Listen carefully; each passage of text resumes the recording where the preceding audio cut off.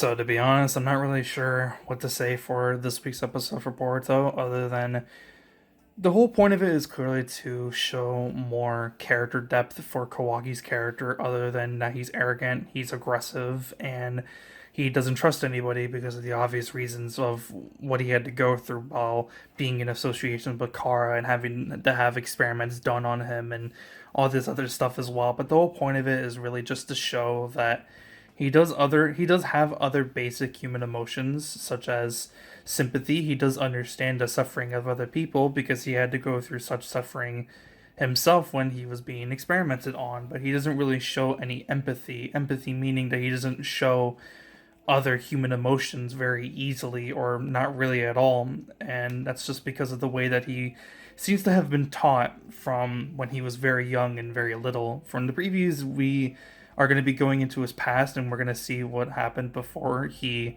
got basically bought out by Jigen. But he was basically just there to really show that he's nothing more than a weapon. That's what he was treated as, and that's why he sees himself as a monster, which is why in the previous episode, when he realizes that Sumire had access to Nue, he realized, like, oh, they're kind of similar and then different ways, but not really the exact same, because Kawaki obviously sees himself very differently from anybody else. But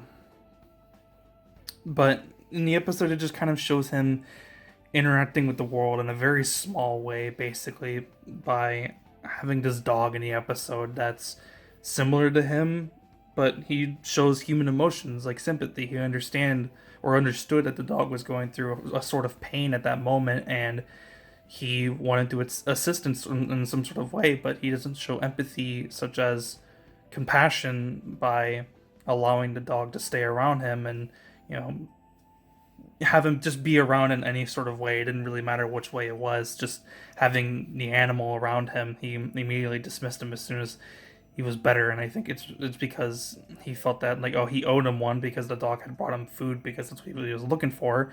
And now that he had helped him, then nothing else really needed to be done.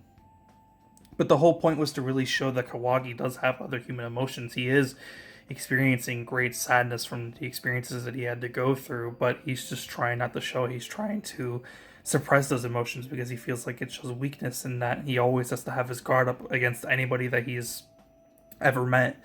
And it doesn't matter who they are or how much compassion that they show, none of it matters. He just needs to always be protecting himself and not trust anybody, which isn't really a necessarily good way to live life, which is why this is happening. This is why this has to happen to Kawaki's character. He needs to learn how to show emotions like compassion and, careness. He needs to learn these other human emotions to be able to move on forward. But eventually, we're going to have to go through a sequence of events where something very terrible happens to Kawaki's character, and it will eventually lead up to the events of what we saw in the first episode of Boruto.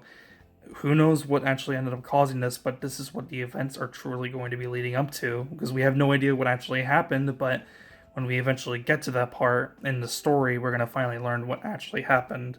And when it does, things aren't going to be very pretty, and that's the whole point of this character arc. We're supposed to be seeing him develop as we see him go forward. We're supposed to see him have a positive character change as he progresses forward and interacts with more characters and interacts with people who lived during a time of peace and didn't always have to be basically fighting for their lives. Meanwhile, Kawaki does, and he needs to learn how to get out of that mindset, but something will eventually happen later on that will put him back and regress him, and he will eventually basically end up turning into a villain that the Naruto series has never seen before. So, yeah, there's not really anything else to the episode. Naruto ends up showing up and he stops Kawaki, and then, sorry if you heard the background noise. But that's basically it. I don't really have anything else to say. I actually need to make another video on a very important life update, so you're going to be seeing that pretty soon. And I'm probably not really going to edit this video just because it's not really that important. It's not that long either. So yeah, that's the video. If you enjoyed, leave a like. And if you are new, subscribe. I'll see you guys next one. Tell your loved ones that you love them, because you never know what will happen. And yeah. I'll see you guys next one. Peace.